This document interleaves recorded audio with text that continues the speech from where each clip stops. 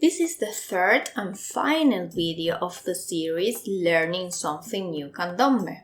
I'm going to show you a rhythm, you're going to practice it a lot, and then you're going to do it for real. Remember that this is the hard one.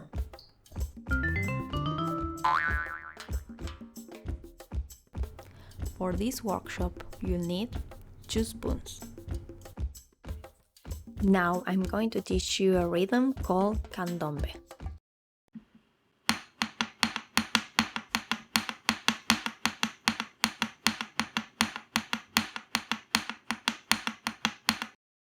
So now I'm going to ask you to play all the way till the end without losing your focus. Pause the video here if you need more time.